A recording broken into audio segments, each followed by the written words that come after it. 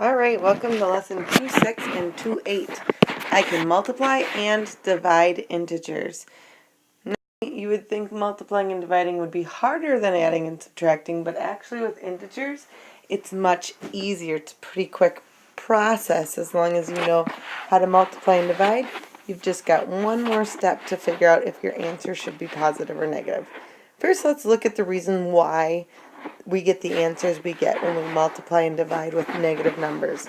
So if I have three groups of -3, that's really what we think of when we think of multiplication.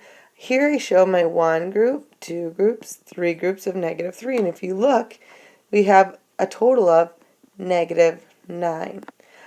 On my number line, you can see that too. I went a group of -3, another group of -3, another group of -3, and I end at -9. We are going to just simply take these two numbers and multiply them, and then there's a trick to telling if the answer should be a positive number or a negative number. Since these are different signs, it's going to be negative, but I will fill you in more. Alright, so here's another example. I have -2 times 5. This time, if I start with a negative, I say it's the opposite of 2 times 5. So I take two groups of 5 and I go the opposite direction. So instead of going positive, I'm going to go -5 and then another -5 because that would be the opposite of 5, right? So this gets a little confusing when we think of negative as opposite, but my answer would be -10. Again, there's a do that in just a second. But here's an example of two negative numbers. So now I'm thinking the opposite of -5. So I'm going to have two groups of the opposite of -5. Well, the opposite of -5 is +5, and I'm having two groups of that. So I end up with a +10. So a negative times a negative gives me a positive answer. Okay, so in your notes you can write this. Every time we have a positive times a positive, we get a positive answer. Think of that as all of your normal multiplication so far. Any positive number like 2 times 3 gives us a +6. We've known that that's simple. But now when we start to add negatives in here, we get confused.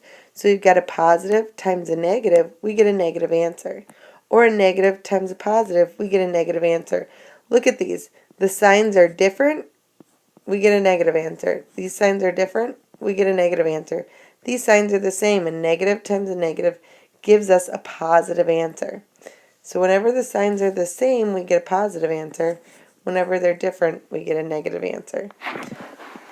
Now, this was a good trick for me when I was in middle school, but there's an trick. I'd like you to copy this triangle into your notes, where we have a positive on the top of the triangle and two negatives on the bottom. For this trick, it only works for when you have negative problems. So if you had something like 3 times 5, we just assume that you know the answer is 15 and that you don't have to worry about a negative sign because you've already known that. So here's how the trick works. You take your hand, and I know you can't see my hand, so I'm going to just cover mine up. But let's do this problem. You're going to cover up what you see. So I have -7, and whenever there's no sign in between here, we treat it as multiplication. So -7 times -4. Well, since I have a negative times a negative, I can cover up the two negative signs with my hand, and I know my answer is going to be positive. So I just multiply 7 times 4, which is 28, and now I decide, is my answer positive or negative? And since I use the triangle trick to decide, it's a positive 28. Let's move on to this problem. So now I've got a negative times a positive. So we'll do a positive and a negative crossed out. We're left with a negative. So I'm going to multiply these out. I get 16. And since my triangle is telling me I have a negative answer, I'm going to put a negative. Alright, this is a lot easier when you just use your hand and you don't need to erase. So for this one, we've got 3 times -8. Well, my answer is going to be either positive or -24. To decide, I'm going to cover up a positive because the 3 is positive and cover up a negative because the 8 is negative. It doesn't matter which negative you cover, we still get a negative answer, -24. Alright, so I can keep going with the same process and do the rest of these. So if I have a negative and a negative, when I cover those two up, I get a positive answer, 36.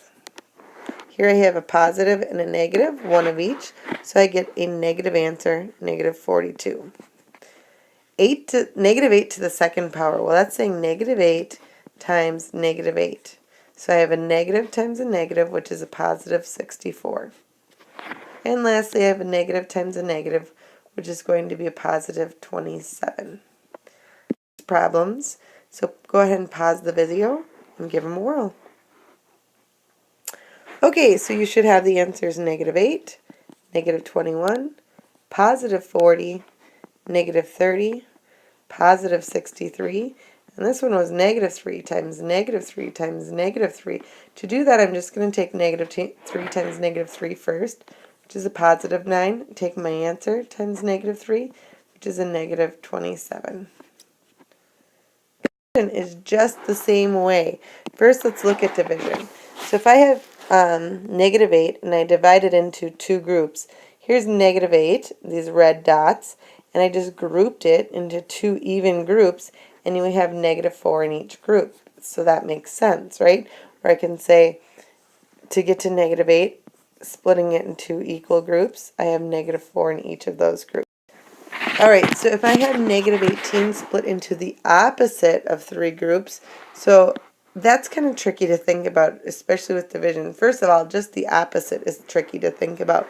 So we're going to think of instead, what times negative 3 would give me 18? So think backwards. Something times negative 3 equals negative 18. So we're kind of thinking of our fact family. So we know that a positive times a negative is a negative. So I'm going to say 6 times negative 3 is 18.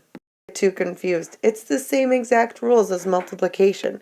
So remember when multiplication sounded tricky to begin with, and then we whipped out that triangle and it was super easy? The same exact triangle works for division. So here we've got positive times positive equals, divided by positive equals a positive answer. Positive divided by negative is a negative answer. Negative divided by positive is a negative answer, and a negative divided by negative is a positive answer. So you see, when the signs are different, the answer is negative. When the signs are the same, the answer is positive. It's the same thing you just did with multiplication. Oh look, the same exact triangle. So we're going to use this triangle in the same way again. We're going to ignore the negative signs, and first we're just going to divide.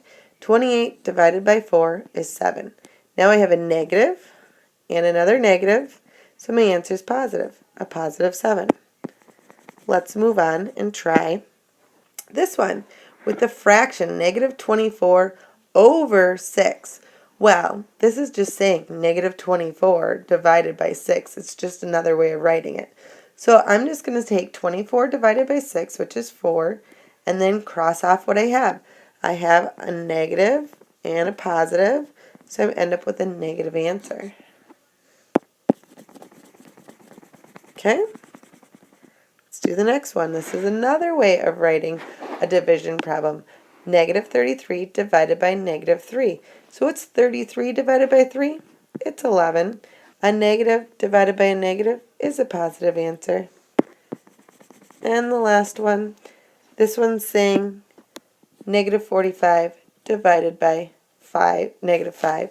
So I'm just going to take 45 divided by 5, which is 9. A negative divided by a negative is a positive answer. All right, use your try these. See if you can even do some of the challenges. Pause the video. All right, your answer should be negative 4, negative 8, negative 6, positive 6, positive 5, positive 4, and let's see, 44. I got to do this one out. Divided by 4 goes in there 3 times. 12, 24. So negative 36. And here I've got 2 to the second power, so negative 2 times negative 2, which is a positive 4.